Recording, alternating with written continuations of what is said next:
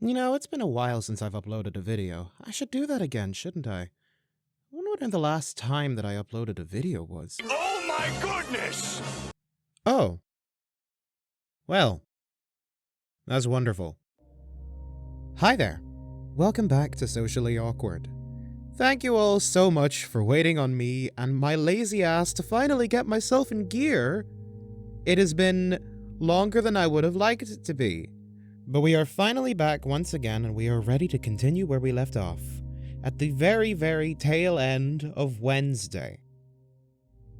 Before we get back into this, we'll have our blatantly obvious content warning, whereby I will tell you for the umpteenth time that Socially Awkward is an 18+ visual novel, and if you are under the age of 18 or otherwise do not want to see this kind of content, click off the video now.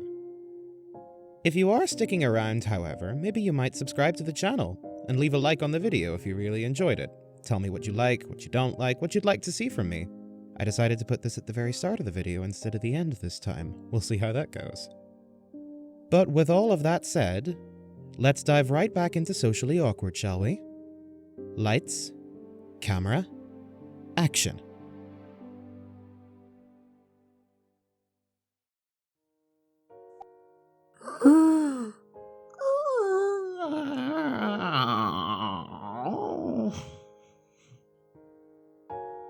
It's still early, but with a full tummy and a bag brimming with leftovers, you can't help but feel the urge to prepare for bed.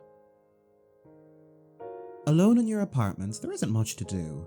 A refreshing shower and a glass of water sound delightful right about now. After stashing the leftover food in the fridge and grabbing a pitcher of water, you discard your shirt into the hamper and empty the contents of your pockets. You toss your phone, wallet, and a bundle of lint onto the table, but your attention is piqued when you feel something round.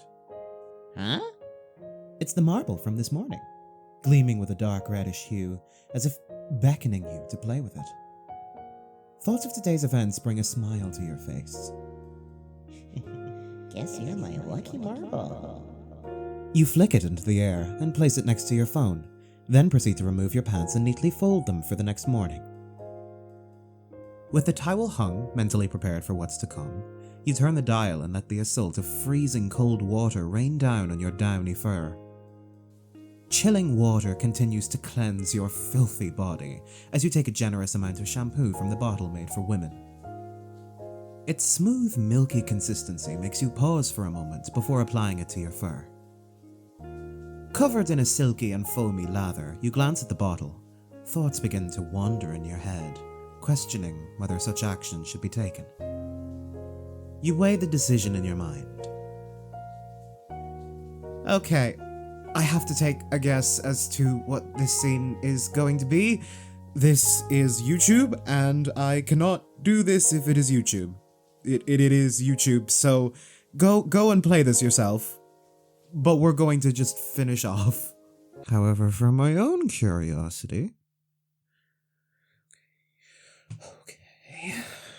Where's the print screen button? I am going to save that for later. Listen, it's butt sniffing. You don't just put butt sniffing in front of me and expect me not to fucking get hard over it. Jesus Christ. And now I need to print screen again. You apply it to your hair for a second lather. Stepping out of the showers, draped in a pink towel that undoubtedly belongs to your sisters, you are greeted by the enchanting sight of the glowing city streets. Above, a spotlight unfolds between the clouds and the moon, welcoming you to your bed. The moonlight dances upon your bed like a captivating stage, compelling you to pause, still naked, and watch its dazzling performance. You feel an unprecedented sense of tranquility, calmer than you have ever experienced for such an extended period in your life. It's as if the world is serenading you with a soothing lullaby, assuring you that all is well and no harm will befall you. You reach into the drawer and slip on an oversized white t-shirt from a plus-size store, donning it as a comfortable nightgown. Then you put on a pair of soft cotton boxers. As you gaze out of the window, the moon appears larger, brighter, and imbued with an aura of mystique, casting a soothing spell upon the night. Enchanted by its allure, you almost succumb to its spell until... You slam your pillow onto your bed, evicting the tiny biting squatters who might one day seek revenge. But not tonight. For tonight, with a soft pillow beneath your head and a large pillow nestled between your arms and legs, your thoughts turn to Tom. Your best friend ever since you moved into your mother's side of the family. From the day you arrived to the day you fell silent, he has remained a steadfast presence in your life. The memories flood back. The day he walked up to you with cake, the day he dragged you around to play, and the day you bought your own bike with hard-earned money, all to be a better companion to him. Recalling the 2 years of agonizing silence brings a tear to your eye. You find comfort in burying your emotions within the pillows with a whisper of apology. But now you are together again. Your connection with Tom has grown even stronger, and the possibility of evolving into something more than friends ignites a warm, fiery blush on your cheeks. Basking in the warmth of the moment, feeling deeply loved and cherished, the weight of contentment makes your eyelids grow heavy. As your lids gently close, the city's light bids a gradual farewell, fading away into the embracing arms of the night.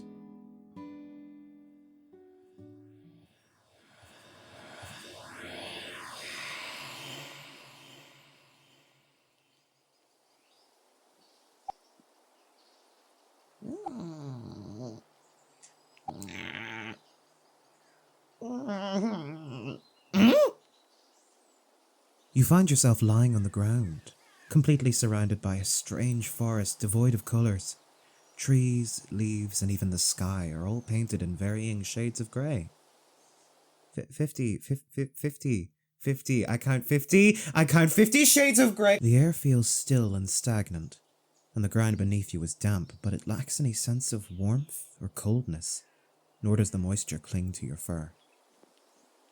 Where am I? As you stand up, you notice how remarkably effortless it is, as if your body has lost all sense of weight. You hop for a moment, only to realize your bare feet are touching the ground. Huh? Is this a lucid dream? You do a silly dance by hopping and clicking your heels together side to side, descending gently, confirming your suspicions. I got full control over my body. Wait. Curiously, you lift up your feet, check the back of your shirt, pat your butt, and give a sigh of relief to know that it isn't wet or stained yellow. Oh, thank God it's not a bathroom dream. With that unnecessary information out of the way, you look around to try and make some semblance of sense. It's so realistic, besides the lack of color. Even if it's an open area, I don't even feel scared at all. I wonder if I can make something appear.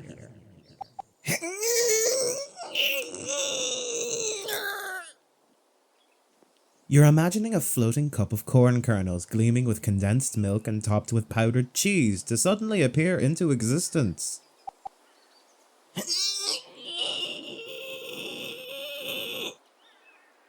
However, all that happens is an increasing hunger coupled with a mounting pressure behind your eyeballs as if they're about to pop.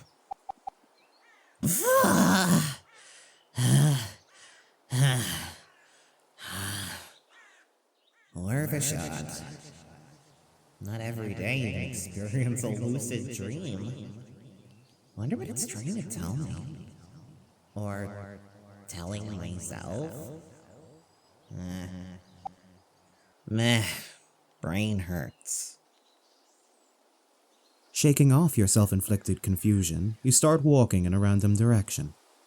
The natural sounds surround you, raw and primal, a sharp contrast to your usual auditory landscape, where noises are usually mixed with the cries of children or the drone of passing airplanes. You kept walking, and walking, and walking, and walking, and walking, and walking. Where are you taking me, brain? Shouldn't I know where I'm going? Maybe the map app can help me. I have my phone? Apparently you do, yet its screen remains stubbornly white, displaying nothing. Oh Oh no, oh no, oh no, oh no, oh no, oh no, oh no, oh no, oh no, oh no, oh no, oh no, oh no, oh no, oh no, oh no! In a panicked frenzy, you swipe at the screen, give it a shake, toggle it off and on, and tap on random spots, even inspecting the back for cracks until... Oh, the flash works. Great. Now it's a glorified flashlight. This is turning into a nightmare. Suddenly, an arrow materializes on the screen. A wooden arrow for archery, with a green hue adorned with a goose feather fletching and a broad head tip. Whoa! You extend your arm away from your body as the arrow lifts itself out of the screen like a holographic 3D projection. It starts to spin, gradually slowing down, then swings back and forth, mimicking the motion of a compass needle. Finally, it stops, pointing towards the west. Whoa. That's more like it. Adventure! Following the arrow's direction, you tread through the grey woods until you arrive at a dirt road. There appears to be 2 thin tracks leading ahead. Bike tracks? You lift up the phone and move it side to side. The arrow is undoubtedly following the tracks. Bike tracks, huh? Maybe I can meet up with Tom.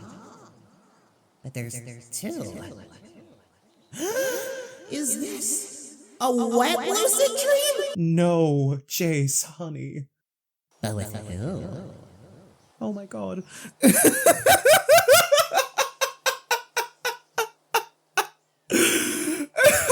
Oh no.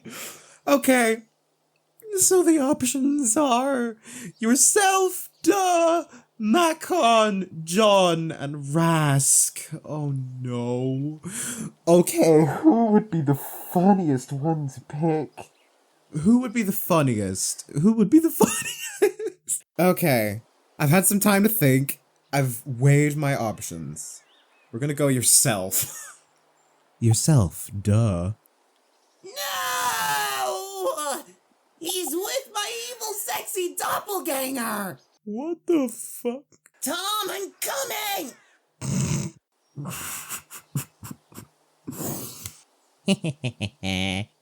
Oh, fucking court. Okay. Following the tracks, you are led to a dilapidated carriage situated in the heart of a mansion in the middle of a clearing. Oh, I guess it's not that kind of dream. White stone walls encircle the mansion, with a large broken gate lying on the floor. These walls bear the scars of a long ago siege, now partially obscured by tendrils of blackened dead branches. Wild rose bushes cling to the walls like a natural-made spike wall, while old rusted weapons stick out from both the walls and the ground, adding to the eerie atmosphere. Swords? Spears? Shields? What is my brain dreaming about? Carefully maneuvering through the grounds, avoiding shards of rusty metal, you eventually make your way inside the walls. Attached to the mansion are some worn-out stables with a broken-down carriage inside, an overgrown rose garden, and a small hovel, now in shambles, tucked away in the corner of the stone wall. Am I supposed to go in there?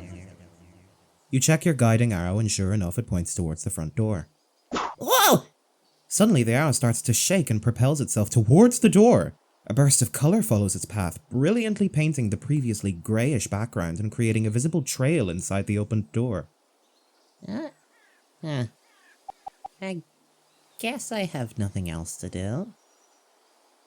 Surrounding you are cold stone walls that look ominous and decadent, with only a streak of coloured floor in a dimly lit room that paradoxically appears both bright and dark. Now what is my brain trying to tell me? Is this a depiction of my cold stone heart? Nah, I don't kick hamsters. Motherfucker! And it seems like it's leading me towards that room. But what kind of RPG gamer would I be without a little exploration?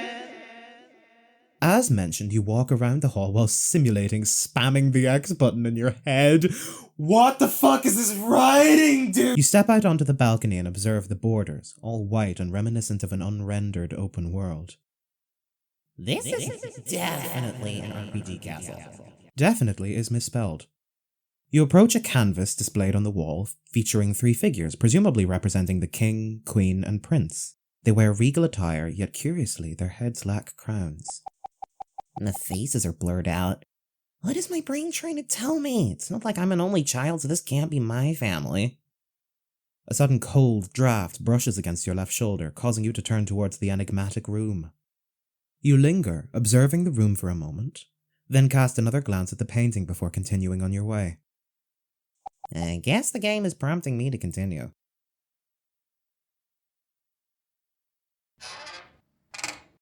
Ooh, drawn background. And it looks so good, what the fuck? Upon taking just 5 steps inside the room, the door creakily but softly closed itself. Red flag. Oh my god. That's so funny, what the fuck? And I'm guessing it's also locked. Typical. As you stood there with the red flag proudly perched on your head, an odd sense of knowing washed over you. Despite not having consciously intended to conjure the red flag, you understood its significance. At least this confirms this is just a dream. You reach up to the flag and pluck it out like a mushroom and toss it to the side. Further in, you notice the interior has grown dark, a stark contrast to the bright, monochrome colours of the outside. Yet the windows reveal a different scene. Outside, the view is engulfed in colourful darkness, illuminated only by the soft glow of the moonlight. Weird. Then again, this is a dream, so I shouldn't be surprised. Inside are a bunch of bookshelves and drawers with a peculiar chair resting next to a cleaned-out fireplace. You walk up to one of the bookcases and browse through the titles, looking for something interesting to read. I'm not much of a reader. So, is my brain telling me to read more? Rude? Huh. None of these books have any titles on the spine. You randomly pick a book and bring it to the moonlight. It has no title in its spine, and it does not look modern. However, it appears new. You flip it open and the first page reads, Reynard the Fox. Reynard the Fox? Greetings. You hear a voice, eloquent in tone, and smooth with a sing-song tempo seemingly coming from all around you. Nevertheless, you press your ear on the pages as if the source is somehow there.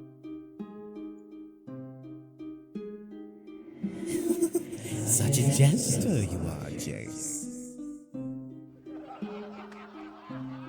The sound of soft, phantom-like laughter, akin to a spectral audience, fills the room. The fireplace suddenly lights itself, and from a swirling, windish blackness, a naked male figure manifests at the center of the room. Okay, sir, hello. Can I put this on YouTube, or do I have to censor you somehow? 'Cause you got your dogs out for free, and that is cake. That is cake. That is cake. Don't think about it. Don't think about it. Don't think about it. Don't think about it. His entire body seems crafted from the darkest black, with only reflections of reddish hues from the fire lending shape to his form. Only his glowing eyes and reddish smile offer glimpses of emotion from this enigmatic creature. You stand still, waiting for any sudden movements. It brings great delight to my heart that you have arrived. If I had one. Where are you coming from? Pray, how doth my dearest friend fare on this day?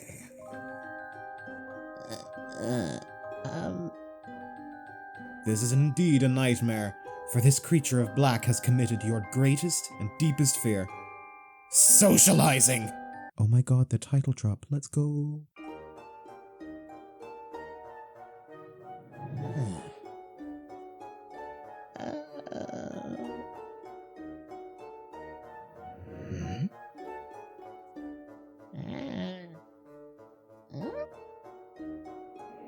Yes, you.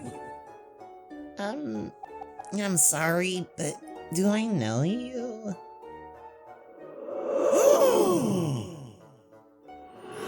Rude of me not to introduce myself.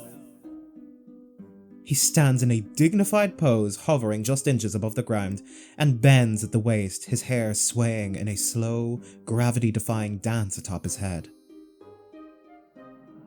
I am the guardian and protector to all who live under my watchful eye.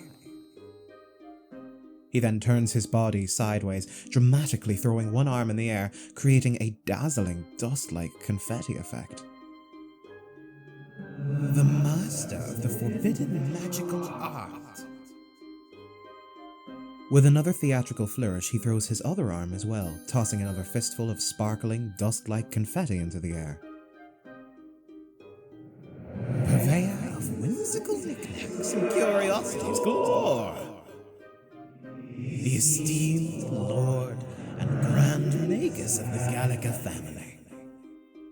He pauses and then gracefully twirls through the air, settling into a reclined position. I am Fox. Although his theatrics were indeed spectacular, you couldn't concentrate due to the fact that he is Naked. Balls. Oh dear. That doesn't help, sir. That really doesn't help, sir. Now you're wearing a fucking crop top, dude. What the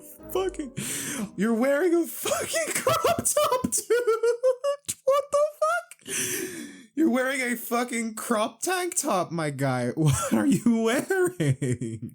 You look kind of nice though, not gonna lie, but it doesn't really help your cake situation. Why am I thinking about that?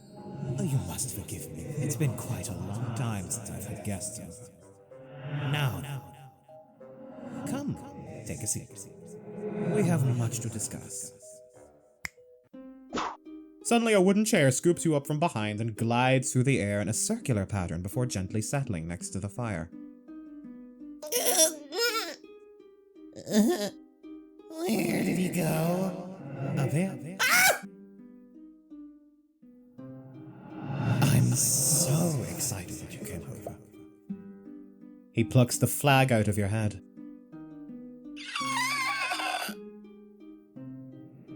You can't believe how long I've been waiting to finally have someone to talk to. It's almost maddening.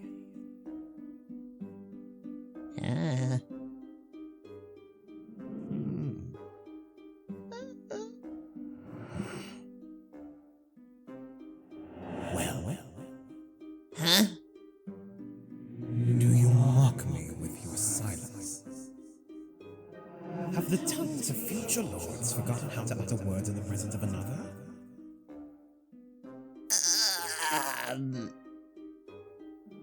Oh, yet here I stand. Stand, bitch! Met with an almost palpable wall of reticence.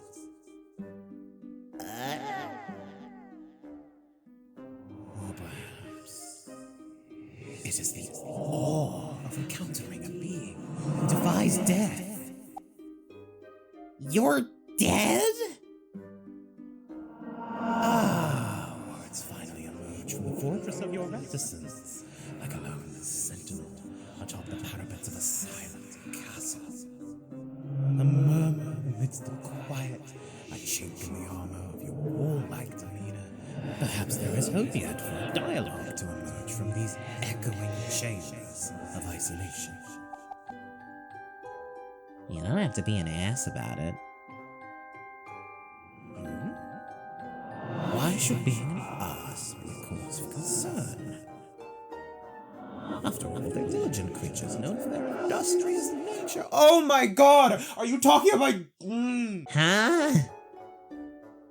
But I will apologize if my previous remarks seemed unkind, for it was not my intent to cast aspersions upon your character.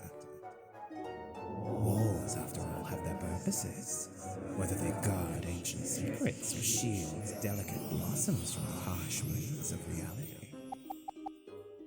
I'm not exactly sure what that all means, but ouch. I apologize. Sure. So, who are you again, and how do you know my name? Do you truly not remember me? No? I don't believe I've met a black fox before. Oh, silly me, of course. I beg your forgiveness once again. I've only recently discovered that my powers are not what they used to be. Here, let me show you who I once was.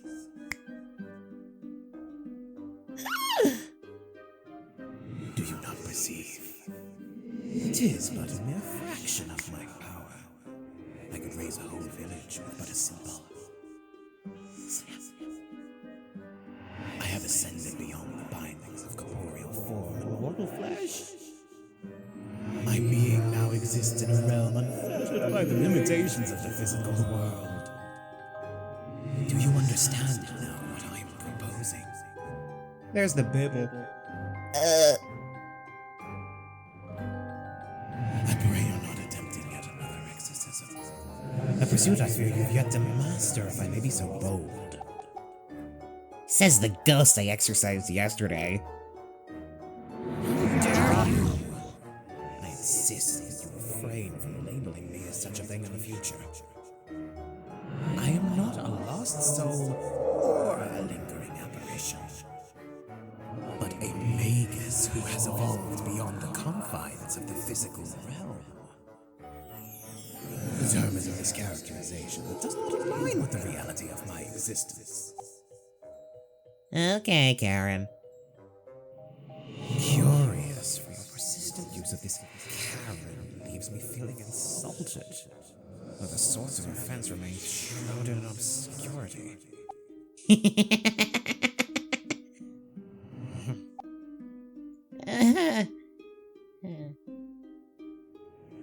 vex me. You seem to trivialize the very essence of my being, treating such powers as if it were mere fluff in the wind. Have my words and abilities fallen upon ears that fail to comprehend their depth and significance? I shall have you know that I was simply grappling with a bout of weariness during that rather ludicrous display you put on. Nothing more, I assure you. You want to throw the book at his head for insulting your skills, but he does have a point. Something inside you is telling you that he's speaking the truth. And to set the record straight, I am not in any way, shape, or form a ghost. Doubt.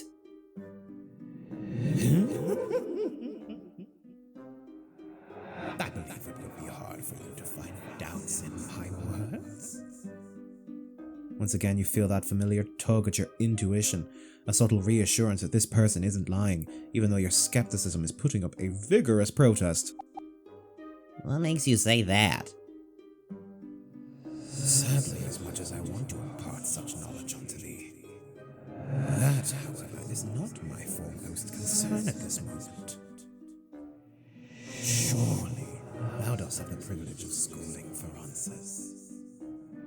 Rather, I come with a proposition, Jayce. A pact. An agreement that could be deemed the opportunity of a lifetime. Peasants, knights, lords, and even kings would be moved to surrender their very fortunes for a chance at what I offer. Every word carries the weight of truth, their resonance undeniable. Yet it is your overwhelming skepticism that serves as the final bastion, resisting the pull of this grandiose sales pitch. Behold, I, the Grand Magus, extend before you an opportunity that defies the mundane. Behold, for I present a deal that shall etch its name in the annals of your destiny.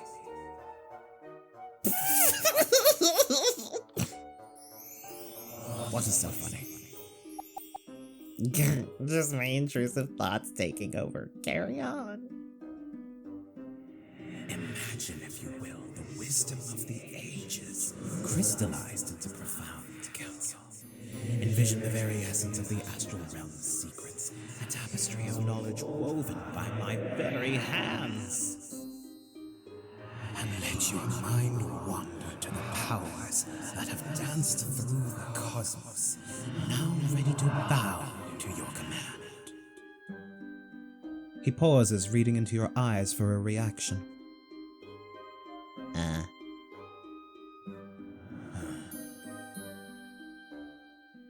Feeling impatience with his long, winding sales pitch, you give him a hard And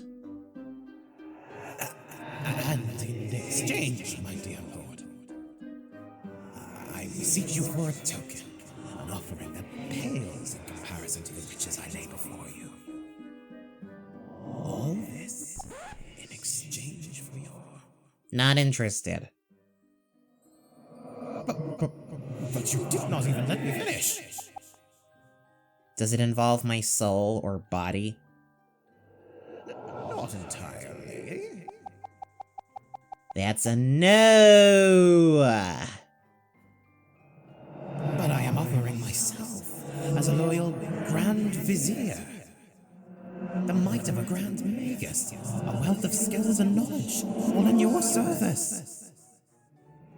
The entire realm would bow before you as if you were their king. Sounds like work. Plus, I don't really want a sidekick. Sidekick. And I definitely don't want to be king. Definitely is misspelled, again, in the exact same way. I already have 5 buildings to look after. What's more for a whole country? The fox gazes at your steadfast expression, taking a moment to study it closely as if searching for even the slightest crack. However, your countenance remains resolute, showing no inclination whatsoever to be king. I'm astounded. You really have no interest, not even as a lordship. For your information, I am not the landlord. The landlord's title is under my grandma. I'm just looking after the apartments while I'm studying in college. Grandma, college, apartments. Do medieval people not know what a grandma is? Of course. Not. Enlighten me. You know, the mother of your mother? You mean Nana? That works too. I prefer to call mine Lola. Lola? Where are you from, Jayce? Eastern Central. The Eastern Central. Is that meant to say Eastern instead of Easter? Serious? Yes, of course. It all makes sense now. Your silky linens, your amusing set of wardrobes, and your knightly attire. You must be from China. Nope. Although I am part Chinese from my mother's side. How in the deuce did a foreigner gain power over my land? Whoa! Okay, sir. Okay. Cheap real estate? Real estate. These words you're sprouting. Where do you study? Loopworks University. Loopworks. I've never heard such a university. Maybe not in your time. My time. pray, tell me, what year is it? It's the year of our Lord 20XX.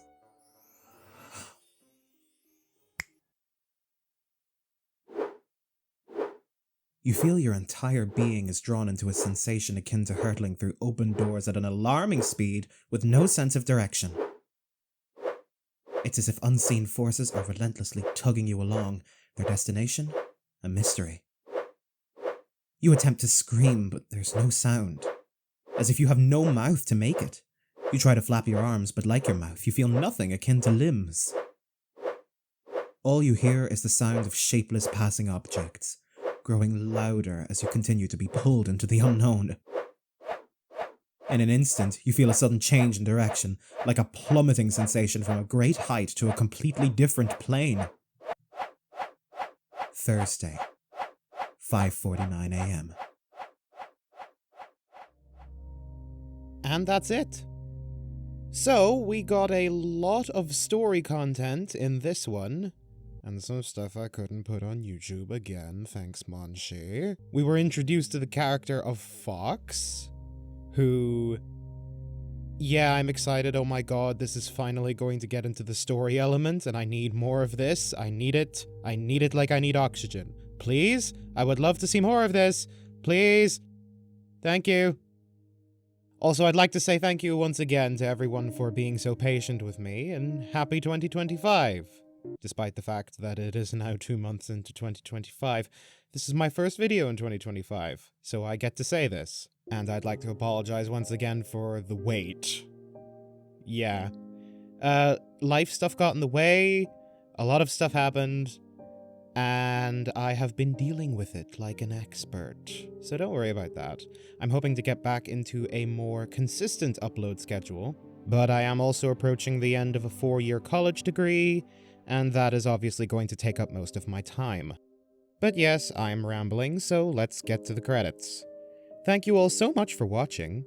I'll be leaving links as I usually do to where you can support the creator, Monchimutt, and of course where you can support myself. I do not have Twitter anymore. That ship has sailed and sunk. I am on Blue Sky only now. I will be leaving links to my Ko-fi page where you can support me if you would like to do that monetarily, but don't feel pressured to. I post art and other cool things on my Blue Sky. It is an 18+ page, so please be aware of that. And, of course, please go and support the creator as well. He does this all himself. And maybe you might consider, as I said at the start of the video, liking the video, subscribing to the channel, all those things that YouTubers tell you to do these days. But that is more than enough rambling out of me for now. This has been Pink Wisp, reading Socially Awkward. Thank you all very much for watching, and I'll see you in the next one. Take care.